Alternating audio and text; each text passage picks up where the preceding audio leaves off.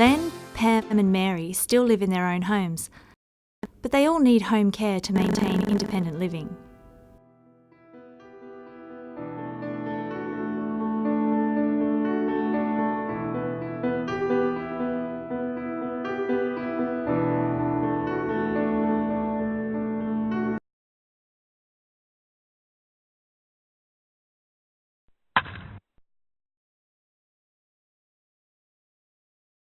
"16 months earlier, Len had a stroke. For a while, he lost hearing, sight, speech and movement. Oh, it was terrible. Absolutely shocking. Because I couldn't do anything, and as I said before, I relied on everybody. I used to walk around here with my head right down, never saw people. Ashling talked for me, sort of. Pam lost her independence and self-esteem as a child growing up in an orphanage. Oh, you was just a sheep. I was number 17 and I followed number 16 and 18 followed me, and it was just wasn't a good life. When I got my arthritis, I felt I'd lost my independence. And I thought it shouldn't be happening to me.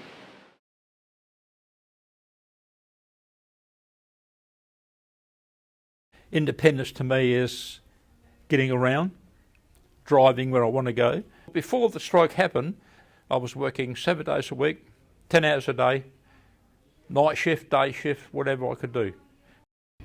Physiotherapy is helping to restore his ability to move about and function normally. I hated people coming around, I'll take you there, I'll take you here. Then I'd have to ring up people and say, can you take me somewhere, I've got to go. One of the things he always talked about once he started here was getting back to being able to drive. That opportunity for him to be able to drive himself here and not have to have that reliance on someone else to bring him is a really big deal. And you know, for all of us, I think that sense of self-worth and self-esteem is important, you know, to be able to do things for yourself. You know, to feel that you have that freedom to go where you want, when you want. For him, you know, that independence is probably the most important thing. After years of strict discipline and control in her small world at the orphanage, Pam grew up frightened of people and public places. I lived at it as a hermit. I don't know neighbours. I've never had a friend. And I was just at home. I got my mail at dark time and all that stuff. But then I met Ashling. Independence means giving someone the skills and choice to be able to make decisions for themselves, to be able to choose what it is that they want to do, what they want to say, how they want to achieve that. Well, I think I've always been independent because my dad asked me to go and live with it and I said no. As long as I can stop here, I'll be all right.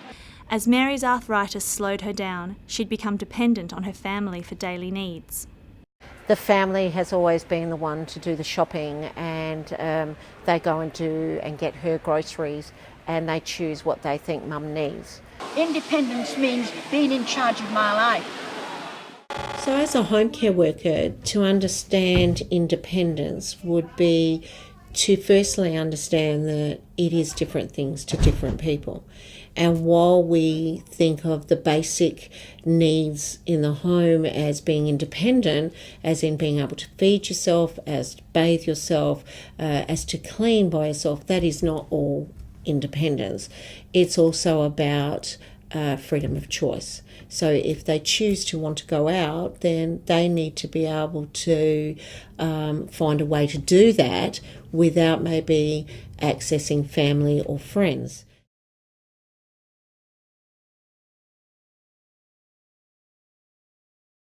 Helping older people stay at home to maintain or regain independence does not happen by magic.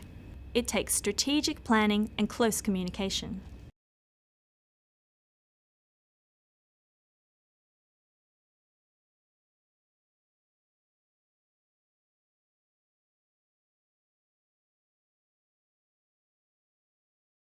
we have to show them we respect them as people, that we treat them with empathy and integrity, which are the values of ECH, and then to a point where they might be willing and open enough to speak to us about those other things that really do concern them, and then they let you in a little bit at a time. One of the ways that we help people in terms of their independence is setting goals for what it is that they want to achieve.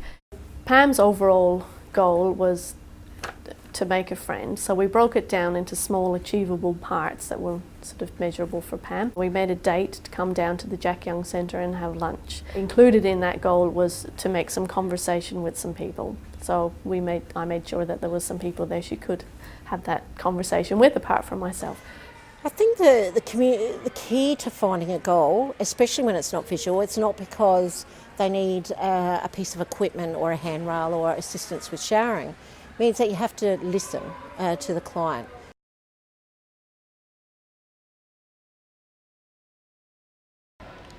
Mary's quality of life began to improve when she challenged her lifelong fear of water. I wanted to get in the water since I was 10, and I've got back into the water now, but I'm 87.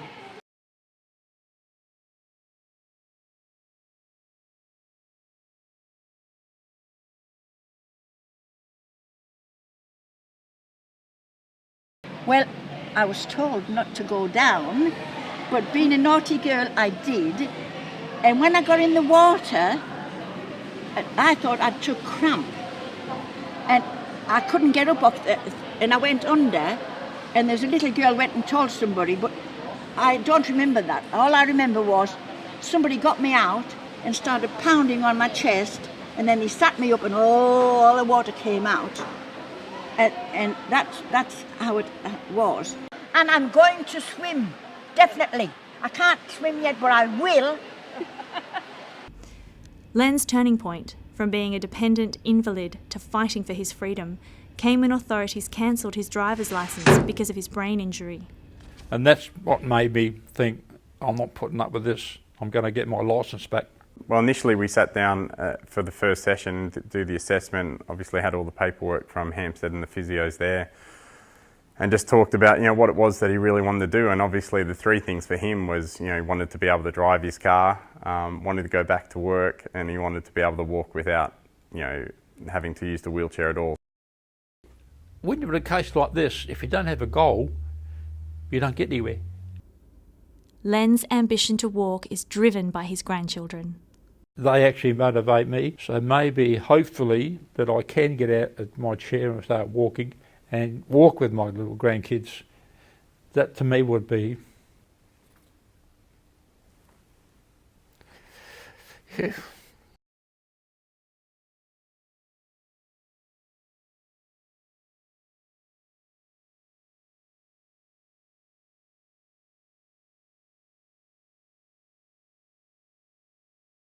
His determination, his desire, I suppose, kind of drove the three of us to keep working through ideas, and we came up with a number of things with the wedge and the towel to help with sliding it in so it didn't damage the car, but also made it easier in terms of the mechanics of lifting it and getting it into the back of the boot. My next goal, which hopefully I can do, this chair, I want to get rid of it. I want to start walking in and out of houses, cars, come here, no chair.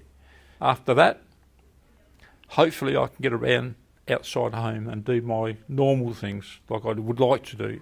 Cut the lawn, do a bit of painting, a bit of pruning, a bit of cleaning, perhaps go shopping or something. All those little things that I lost that you just take for granted. ECH, I guess, promotes independence by working alongside our clients and partnering them, working together to set a goal, like in Mary's case, that we want to get you back into the water. I must do something active. Walking is my aim, to be able to walk without my walking frame. Because I have got very bad arthritis, and it's osteo, and the doctor says there's no cure. But I think there is, because, if you exercise, you must use it or you lose it. Yes. when I originally first met Mary, it was really important for her to feel better. And the biggest thing was about her arthritis and that she was carrying weight. It was important she knew that she needed a form of exercise. But in her mind, she didn't want to go to an exercise class where there was old people. So the outcome at that time was, how do we make Mary feel better? And what was the strategies we were going to use? Teresa suggested it to me, getting into the water, and she arranged it all. She said, you know, with your arthritis, I think that the hydrotherapy would do you in the world of good. I said, yes, it would. I get a better night's sleep. And it seems to loosen the joints. And I can walk better. Everything's better. Coming here to the swim centre, she's taking not only control of her own well-being, but she now has something that is of her own that she can own.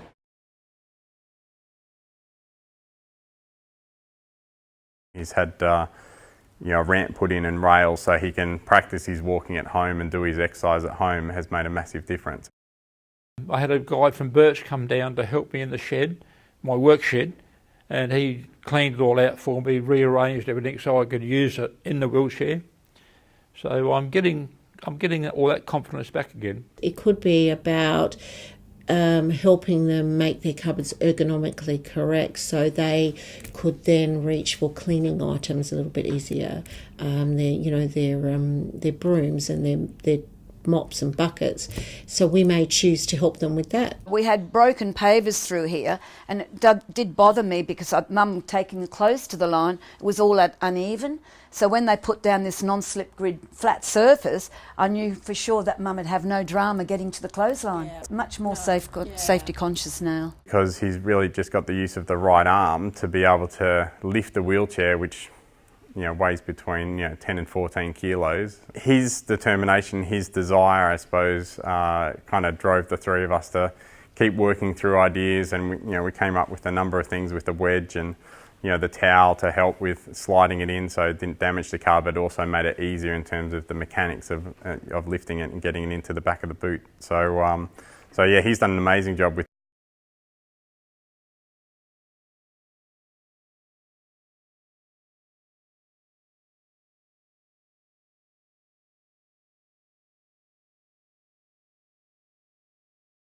When I first came here, I met a friend through Aisling, and Aisling brought both of us down to here. But what I really liked about Aisling, she just didn't say, right, I've got to go now, I've got an appointment at 9 o'clock, I'm off. No, none of that. She sat with us, she made sure we were comfortable.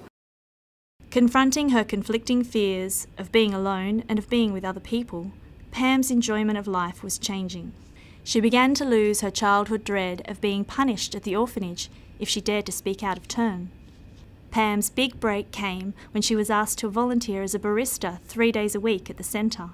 It's 3 days from 10 o'clock till 2 o'clock, and so that then became Pam's role. Pam also got a name badge, and it was probably the biggest achievement she felt in terms of what she actually got back, because it had her name on it. So Pam was no longer number 17 from the orphanage. Pam was Pam, the barista who volunteered and was quite a significant member of the Jack Young Centre. The thing I find now, what I really am enjoying, I've never been a person to say good morning, hello, or any of that. But I feel really proud of myself because I'm saying good morning to people. Pam has actually been able to continue to grow. She's been continuing to make networks, and she's in a much better place now and is optimistic about where she's going to be in the future.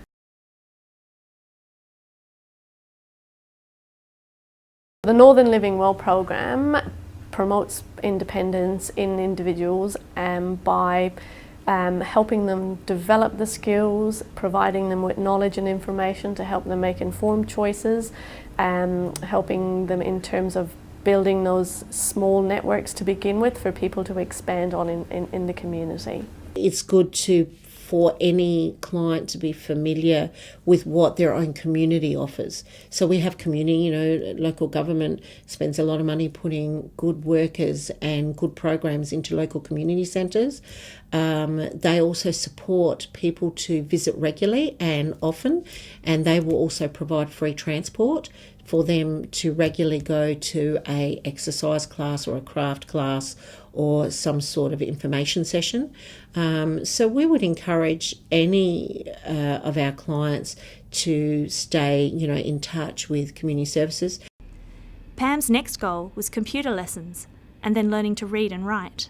I've learnt to read books, and I read a real lot now, and I've got the computer. Yeah, it's wonderful. It's really great. Facebook is something Pam loves, and it helps her connect with her family in perhaps a different way than most people would, but at least it sort of keeps her in the loop of what's going on, and so that's something that's been fantastic for Pam.